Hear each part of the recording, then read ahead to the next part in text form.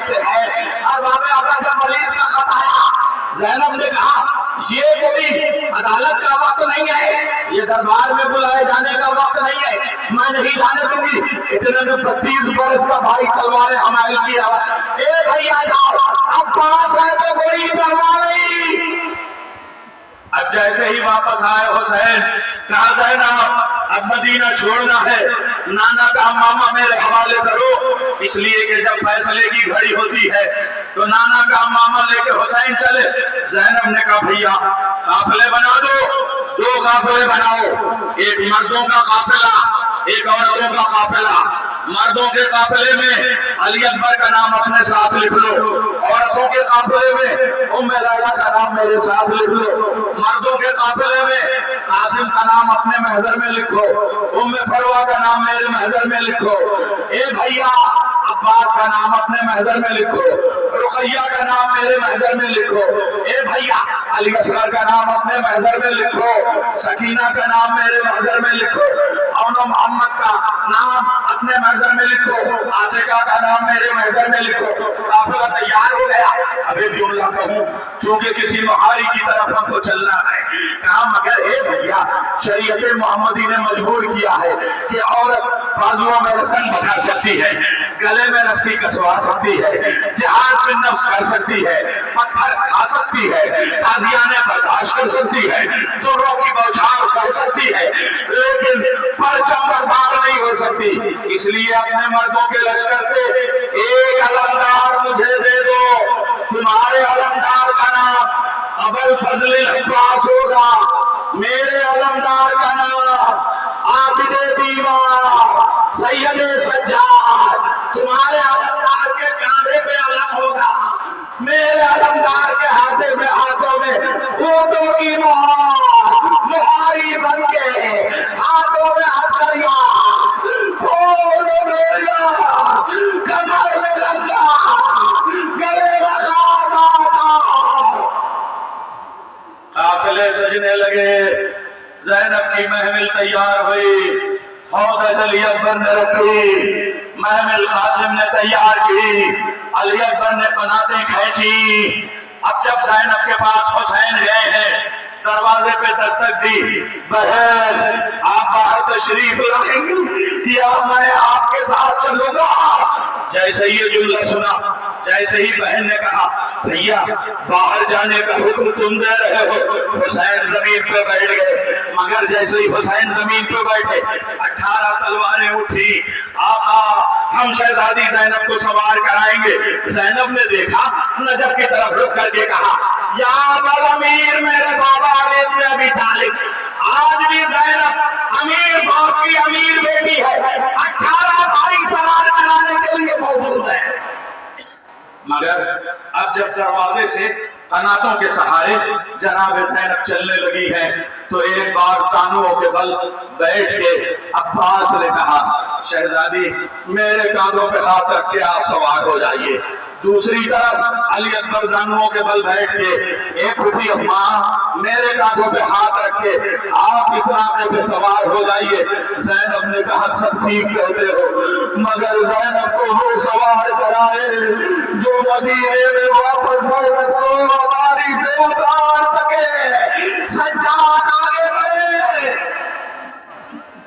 ارباب اعظم 25 سال کا سجاد، 56 سال کا حسین۔ تاریخ کہتی ہے باپ بیٹے میں قد و قامت میں ذرہ برابر کا بھی فرق نہیں تھا۔ جو شجاعت حسین کی تھی وہ شجاعت سجاد کی تھی۔ باپ بیٹے جس وقت مدینے سے چلے ہیں تو یہ کہنا مشکل تھا کہ اس میں باپ کون ہے، بیٹا کون ہے، سجاد کون ہے، حسین کون ہے۔ ایک بات کہوں، ایک تو علی اکبر کے کلیجے نے بوڑھا کر دیا، ایک تو پھپھی کی چادر نے بوڑھا کر دیا۔ ارباب اعظم یہ قافلہ کربلا سے کی طرف چلا، کربلا کی طرف جانے والا تھا کہ زمین کربلا پہ کسی کے گرنے کی آواز۔ یہ جو جلوس ہے یہ ششمائے مجاہد کا ماتم ہے۔ अंजुमन हैदरिया के मातमियों, शहजादी तुम्हारी तौफीकात में इजाफा करे, हुसैन तुम्हें अजर दे, तुमने मेहमानों की मेहमानदारी भी की। अरबाब आला एक जुमला उम्मे रबाब की गोद से अली असगर को हुसैन ने लेना चाहा, बढ़ के सोहरा ने कहा कि मैं पहले अली असगर को प्यार कर लूं। अली असगर सोहरा की गोद से नहीं जुदा होते, चश्मा-ए मुजाहिद का मातम है। एक बार कहा बाबा जान अगर अली असगर खुद से चले जाएं तो ले जा सकते हैं, मैं नहीं रोकती। हुसैन आगे बढ़े, अली असगर के कान में कुछ कहा, अली असगर भौंक के चले आए। सोहरा ने कहा बाबा अब मैं अपने भैया असगर को नहीं रोकता, ले जाइए खुदा हाफिज। भी हमारे ला बस इतना बता दीजिए कि आपने असगर के कान में कहा क्या था। हुसैन ने कहा मैंने इतना कहा असगर तुम मेरे साथ नहीं चलते ना चलो, बस इतना समझ लो कि जहां मैं सैकड़ों तीर अपने जिस्म पे खाऊंगा, एक तीर अपनी गर्दन पे तुम्हारे हिस्से का भी खा लूंगा। अली असगर के हुसैन की गोद में गए। सोहरा मेरे पास वो वक्त नहीं जो मैं तफसील से रुखसतें पढ़ूं। एक बार सोहरा ने कहा बाबा आप जाते हैं तो मैंने देखा है कि मेरी फूफी अम्मा आपके माथे को चूमती थी, आपके होठों को चूमती थी, आपकी गर्दन को चूमती थी, आपके सीनों को चूमती थी, और जब मैं पूछती थी तो वो ये कहती थी कि हमारे जो रसूल अल्लाह भी तुम्हारे बाबा हुसैन का कभी माथा चूमते थे, कभी होठ चूमते थे, कभी गर्दन चूमते थे, कभी सीना चूमते थे। ए बाबा जाते जाते मैं भी एक बार माथे पे प्यार कर लूं, एक बार होठों पे प्यार कर लूं, एक बार गर्दन पे प्यार कर लूं, एक बार सीने पे प्यार कर लूं। आप सुन सकेंगे मैं मदीने से करबला के इस मक्तल में आ गया, आप वो मनासिर देख रहे हैं जहां ये सुलगती हुई रेत दिन की गर्मी में आज 1500 साल के बाद हम पांव नहीं रख पाते थे। करबला का वो मक्तल याद कीजिए, सकीना के नन्हे पांव के तलवे याद कीजिए। अरबाब अल्लाह क्या कहा सोहरा ने, जरा मैं माथे पे प्यार कर लूं। माथे पे क्यों? इसी माथे पे तीर लगेगा, इसी पे पत्थर लगेगा। होठों पे क्यों? यही पत्थर से जख्मी होगा। गले पे क्यों? यही शुमर का खंजर चलेगा। सीने पे क्यों प्यार करो? यही शुमर के घाव होंगे। अरबाब अल्लाह ये है करबला का मक्तल।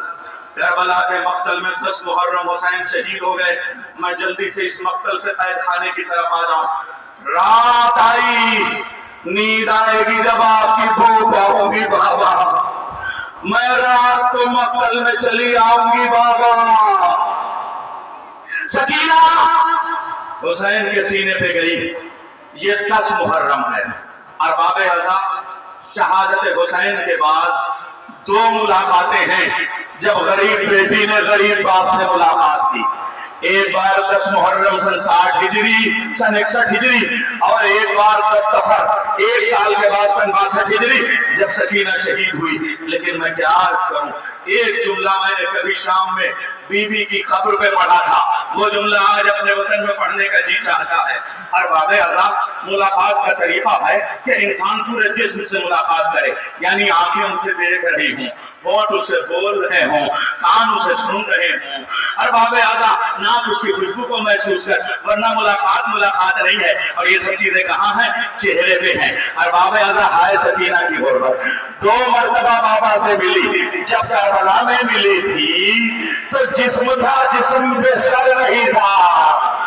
जब कैद खाने में मिली शहादत के बाद तो हुसैन का सर था, सर के साथ जिस्म नहीं था।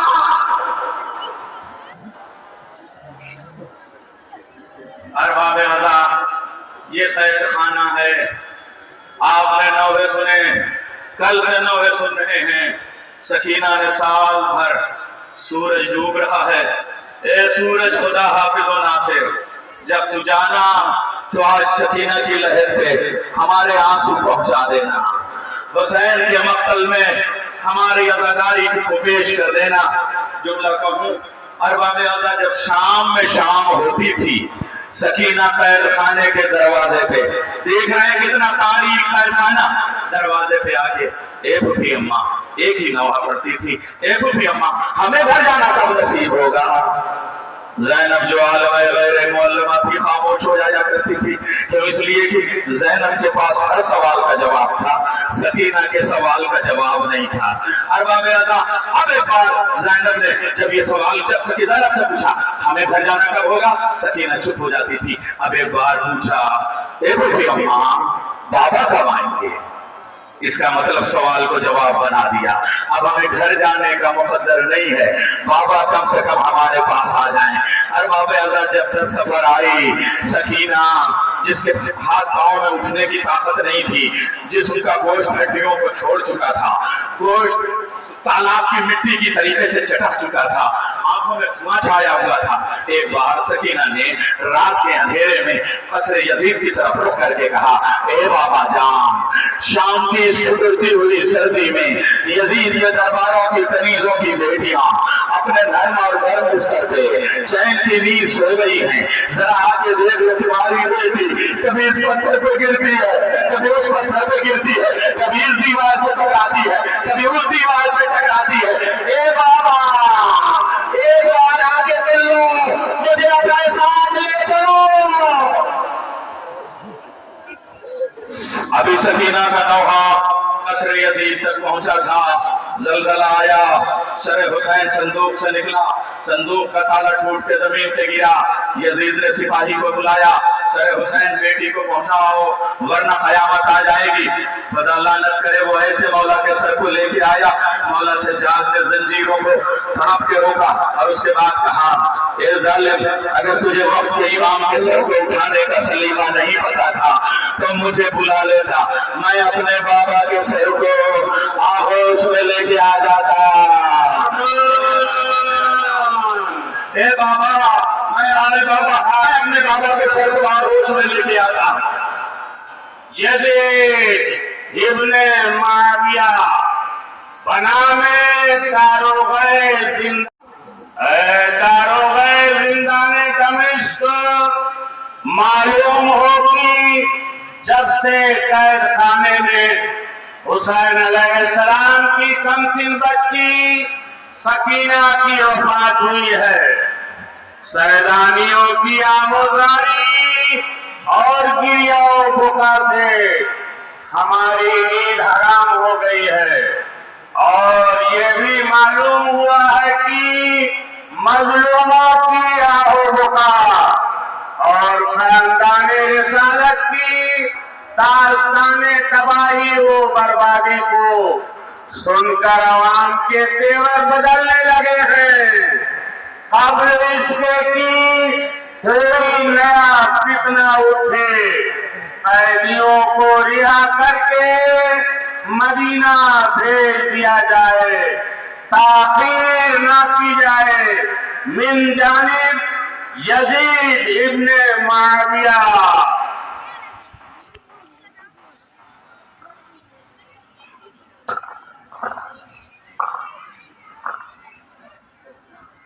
خدا اللہ کرے یزید ملعون پہ ظلم یہ تھا کہ سجاد کی زنجیریں اتاری نہیں گئی بلکہ حداد کو بلا کے کاٹا گیا، زنجیروں کی کڑیوں کو کاٹا گیا۔ مولا سجاد اب جو مدینے کی طرف چلنے کی تیاریاں ہوئی، زینب نے کہا پہلے مجلس ہوگی، 7 دن مجلس ہوئی، مجلس کے بعد بیویاں کو امانت لے کے زہرا سے وعدہ کیا تھا، سکینہ جب پوچھے گی زہرا سکینہ کو کہاں چھوڑا تو کیا جواب دیں گی؟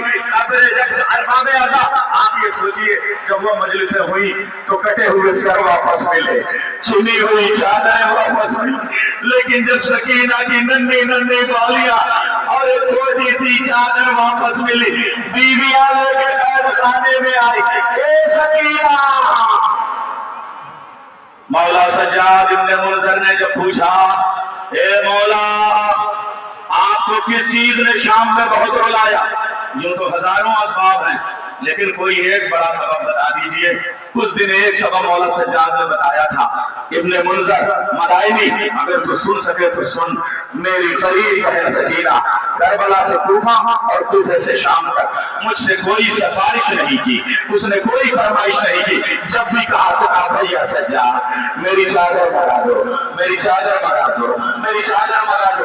जब चादर आई बीबियां लेके पहुंची, सकीना उठो उठो, चादरें मिल गई, बंदे मिल गए। अरबाब अज़ा अब वहां से बीबियां चली करबलाए मोहल्ला। जाबिर वहां पहले से रो रहा है। मौला सज्जाद ने देखा वो इसी लिबास में मातम कर रहा है। मौला सज्जाद ने पूछा, जाबिर अपना गुलाम लेके आया था, हथिया के साथ आया था।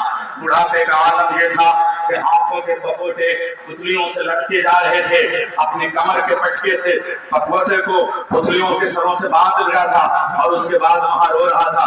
बीनाई नहीं थी। मौला सज्जाद ने कहा, तूने कैसे पहना? कहा, मैं कैसे बताऊं, जब मैं यहाँ नाके से गिरा तो जमीन की खुशबू सूंघता हुआ जा रहा था। मुझे फर्जंद ज़हरा के खून की खुशबू महसूस हुई। मौला ने कहा, जाबिर तुम्हारे पुरसे को तू अरबईन का पहला मातमी है। चेहरों पे जाने वालों, मौला तुम्हारा जाना कबूल करे, मगर जाबिर अब यहाँ से दूर चले जाओ खजूरों के उस पार। मौला क्या कोई खता हो गई? नहीं नहीं, खता नहीं हुई है, बल्कि तुझे नहीं पता मेरी माएँ, मेरी पुत्रियां, मेरी बहनें आ रही हैं। कहीं ऐसा न हो, कहीं ऐसा न हो कि उनके रोने की आवाजें तेरे कानों तक पहुंचे। ए मौला बड़ा ख्याल है, हाय शाम का बाजार, हाय पीपे का बाजार। 3 दिन तक मातम हुआ, करबला में मातम होता रहा, बीबियां रोती रही।